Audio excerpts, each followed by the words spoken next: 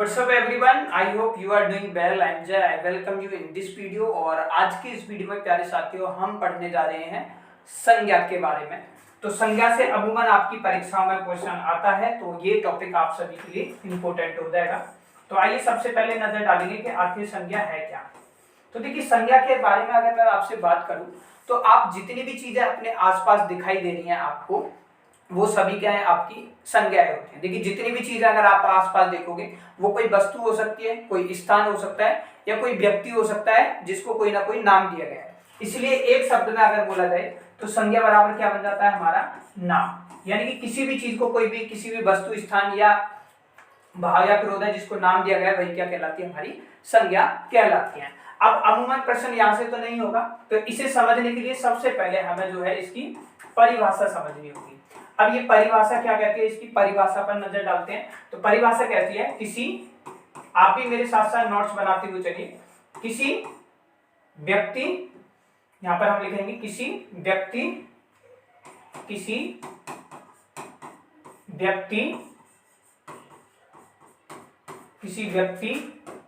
वस्तु, स्थान या भाव के नाम को हम क्या कहते हैं, संज्ञा कहते हैं। संज्ञा कहते हैं।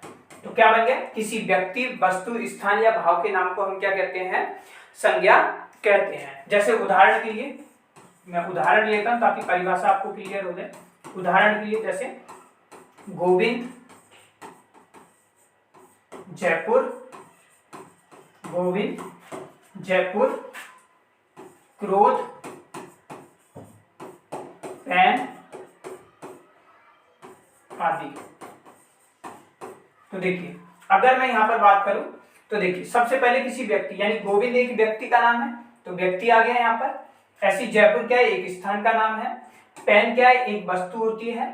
स्थान क्या, भाव क्या है हमारा, क्रोध है। स्थान जयपुर। तो सारी चीजों के मैंने एग्जांपल दिए, किसी व्यक्ति, वस्तु, स्थान या भाव के नाम को ही हम क्या कहते हैं, संज्ञा कहते हैं। लेकिन अब प्रश्न जो है आपकी परीक्षा में वो डायरेक्ट परिभाषा से नहीं आएगा। प्रश्न जो आएगा वो आता है आपका यहाँ से कि संज्ञा के प्रकार से क्वेश्चन पूछेगा।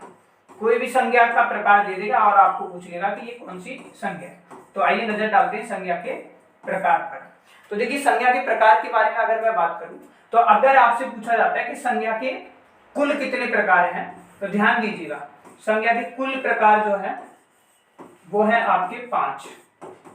ठीक है, कौन कौन से हैं, व्यक्तिवाचक संज्ञा, जातिवाचक संज्ञा, भाववाचक संज्ञा, और क्या है आपकी द्रव्यवाचक संज्ञा, और इसके अलावा जो बच जाती है वो है आपकी समुदायवाचक संज्ञा। ये 5 प्रकार होते हैं।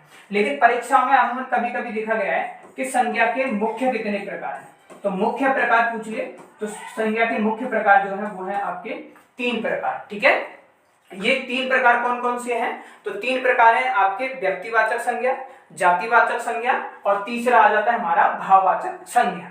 तो आपसे परीक्षा में क्वेश्चन किस तरीके से पूछा जाता है, अगर परीक्षा में आपसे पूछा जाता है कि संज्ञा के मुख्य कितने प्रकार हैं, तो आपका जवाब रहेगा कि संज्ञा के मुख्य प्रकार जो है वो 3 है, अगर ऑप्शन दिखाई देता है तो। और संज्ञा के कुल प्रकार आपसे कोई पूछता है तो वो संज्ञा के 5 प्रकार होंगे। आशा करता हूं आपको चीजें समझ आई होगी। तो आइए आप एक एक कर जो है हम संज्ञा के प्रकार पर नजर डालते हैं। सबसे पहले हम बात करेंगे, इन तीनों मुख्य प्रकार को पढ़ते हैं, फिर हम 5 पर आएंगे।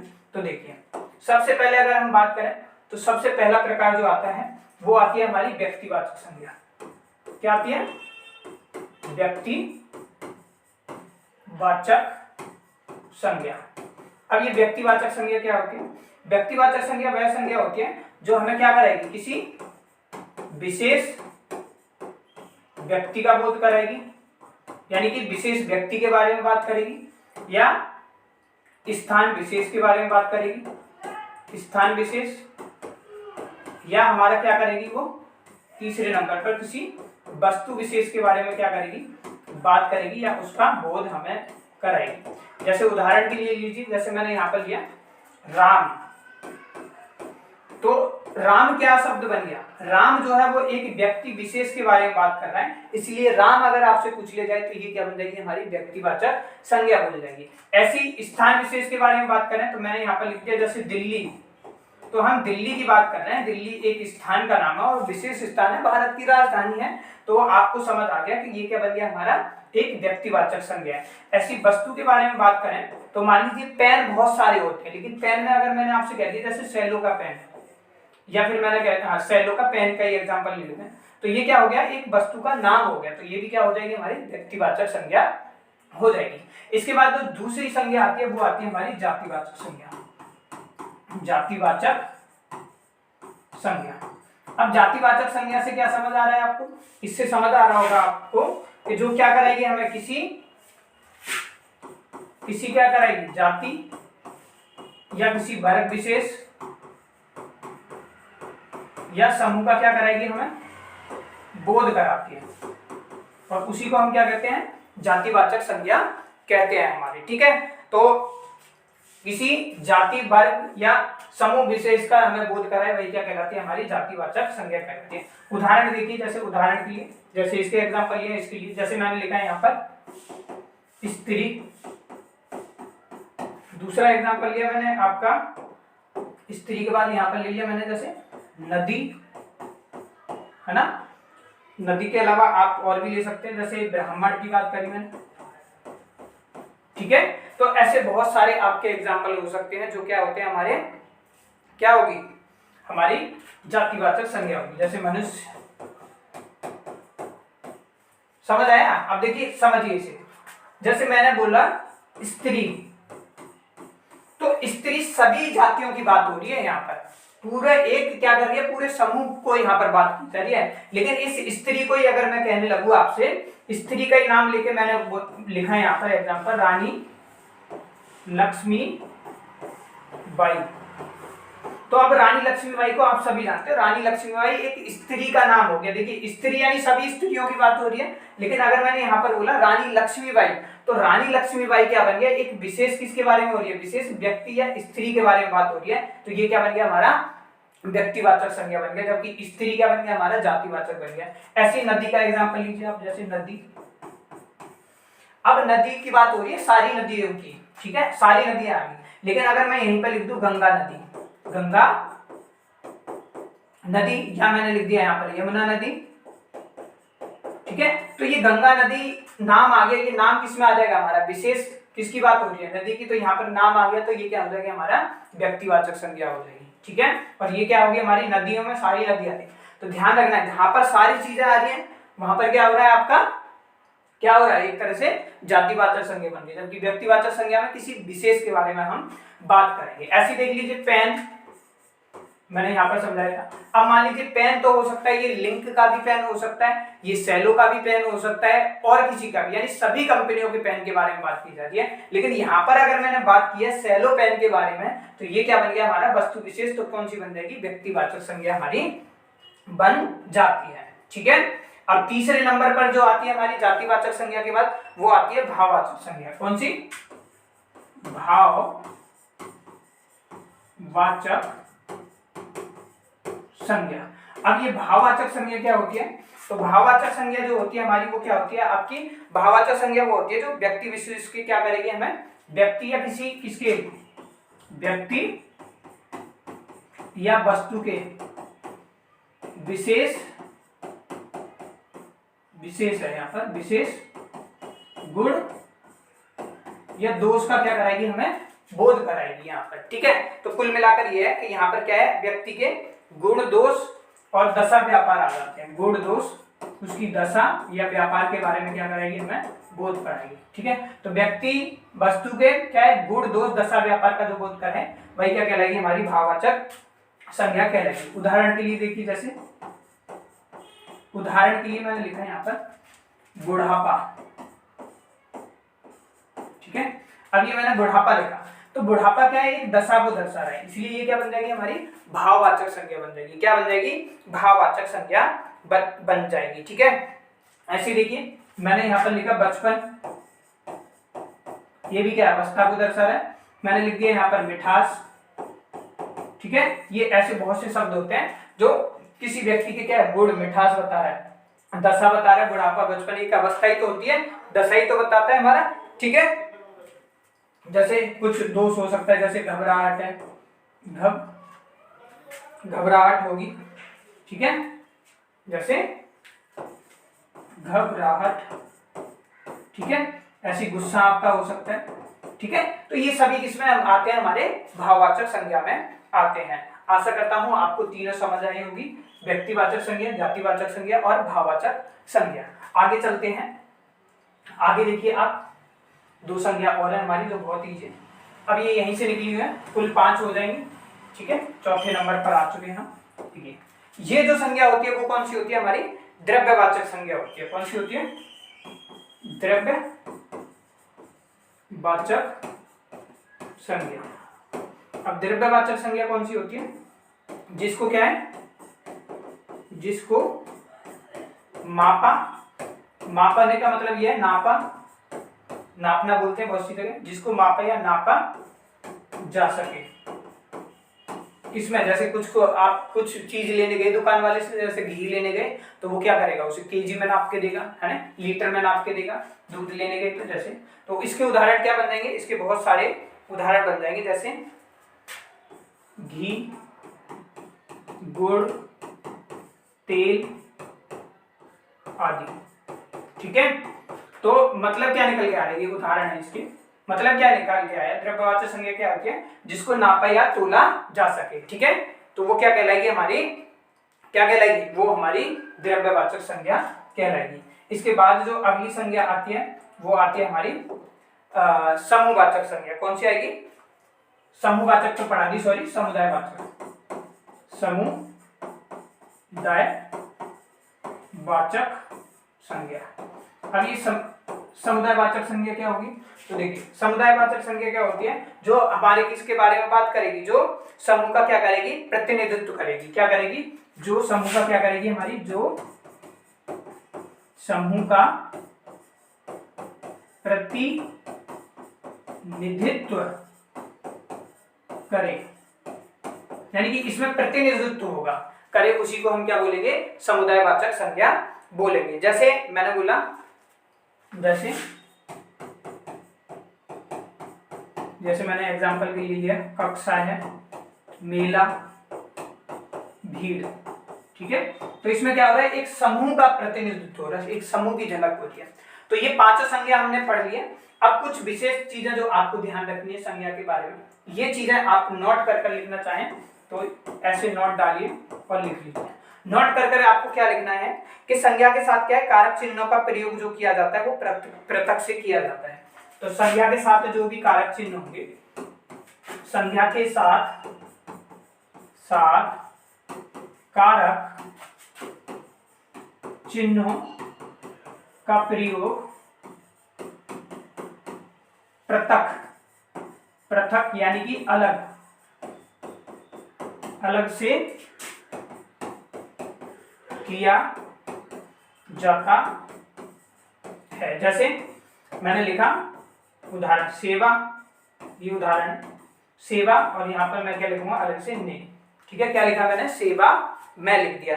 ऐसी दूसरा उदाहरण जैसे मैंने लिखा रमेश ने, ठीक है। कर्ता ने, कर्म को, ये हमने पढ़ा है ना, आगे चलकर पढ़ेंगे कारक। तो ये सब क्या है, संज्ञा में क्या है, इनका प्रयोग जो होगा बिल्कुल अलग से किया जाएगा। लेकिन जबकि हम बात करें, इसी में लिख लेना नोट करके, दूसरा नोट टू, जबकि सर्वनाम में क्या होगा प्यारे दोस्तों, सर्वनाम में जो प्रयोग होगा, सर्वनाम में क्या है, संयुक्त रूप से प्रयोग किया जाता है। तो जबकि सर्वनाम में संयुक्त यानी कि मिलकर, संयुक्त रूप से किया जाता है। आप इसमें रूप काट लीजिए, यानी कि संयुक्त रूप से, सॉरी, हाँ ठीक है, संयुक्त रूप से किया जाता है, ठीक है। ये रूप आप बिल्कुल सही कर लीजिएगा, मैं इसको दोबारा लिख देता हूं, संयुक्त रूप से किया जाता है। जैसे देखिए मैंने लिखा उस, और इसमें लगा दिया ने, है ना। क्या बन गया? उसने। मैंने बोला मुझसे, ठीक है। जबकि ये क्या होते हैं? सर्वनामी तो है हमारे, लेकिन इनके साथ क्या हो रहा है? मिलके हो रहा है ना। जैसे अपने हो गया, आदि। तो इस वीडियो में मैंने आपको पूरा यहाँ पर जो है वो संज्ञा आपको पढ़ा दिया है, जिसको आप देख सकते हैं स्क्रीन पर। अब इसके आपको नोट्स जो है वो खुद से बनाने होंगे, इस चीज का आप विशेष ध्यान देंगे, ठीक है। तो देखिए क्या क्या पढ़ाया मैंने, एक बार मैं आपको दिखा देता हूँ पूरा। देखिए यहाँ पर संज्ञा, किसी व्यक्ति, वस्तु, स्थान या भाव के नाम को संज्ञा कहते हैं। गोविंद, जयपुर, पेन, क्रोध आदि। संज्ञा के कुल प्रकार 5 होंगे, मुख्य 3 प्रकार: व्यक्तिवाचक संज्ञा, जातिवाचक संज्ञा, भाववाचक संज्ञा। जातिवाचक से 2 और निकल के आई है, द्रव्यवाचक संज्ञा, समुदायवाचक संज्ञा। तो व्यक्ति विशेष, स्थान विशेष या वस्तु विशेष का बोध कराए वो व्यक्तिवाचक, जाति विशेष या समूह का बोध कराए वो क्या है हमें, वो क्या होगी हमारी जातिवाचक संज्ञा होगी, जो जाति का बोध कराए हमें। भाववाचक संज्ञा जो व्यक्ति विशेष के बारे में। द्रव्यवाचक संज्ञा जिसको क्या है नापा या तोला जा सके। समुदायवाचक संज्ञा क्या है, जो समूह का प्रतिनिधित्व करे। संज्ञा में एक और चीज ध्यान रखनी है कि संज्ञा में जो है हम कारक चिन्हों का प्रयोग जो है वो बिल्कुल अलग से करते हैं, जबकि सर्वनाम में क्या करते हैं, बिल्कुल मिलकर आपका एक साथ हम करते हैं, ठीक है। तो ये आपकी पूरी तरीके से संज्ञा यहाँ पर एकदम टॉपिक आपका खत्म हो चुका है। तो देखिए मैं अब एक क्वेश्चन ले लेता हूं ताकि आपको पता लग जाए कि क्वेश्चन आपके कैसे बनते हैं जाते जाते एक। चलिए देखिए मैं यहीं पर लिख देता हूं, चलिए थोड़ा सा इसे बड़ा कर लेते हैं, ठीक है। देखिए क्वेश्चन किस तरीके से आपसे पूछा जाएगा, क्वेश्चन पूछा जाएगा कि व्यक्तिवाचक संज्ञा है। जैसे एग्जाम्पल लिया मैंने एक क्वेश्चन का, निम्नलिखित में से यानी व्यक्तिवाचक संज्ञा है, व्यक्तिवाचक संज्ञा है। अब ऑप्शन दे दिए इसमें, मान लीजिए ए लिख दिया मैंने, मान लीजिए नंबर 1 पे दे दिया आपका लिपि। दूसरे नंबर पर नंबर डाल देते हैं, नंबर ज्यादा बेस्ट है। दूसरे नंबर पर इसने ऑप्शन दे दिया देवनागरी।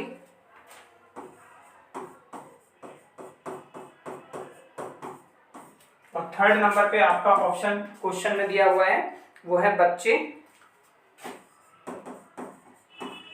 या फिर भाषा। अब आपको इसमें से बताना है कि निम्नलिखित में से कौन सी व्यक्तिवाचक संज्ञा है इन चारों में से। तो देखिए अगर आप लिपि देखोगे, हमने क्या करी, व्यक्ति विशेष के बारे में बात करेगी। व्यक्तिवाचक संज्ञा किसमें, व्यक्ति विशेष के बारे में, वस्तु विशेष की या स्थान विशेष के बारे में अभी हमने देखा। देखिए लिपि क्या हो सकती है, बहुत सारी लिपि हो सकती है ना। जैसे देवनागरी लिपि हो सकती है, गुरुमुखी लिपि हो सकती है। तो किसी विशेष के बारे में तो नहीं कर सकता, तो ये ऑप्शन नहीं हो सकता।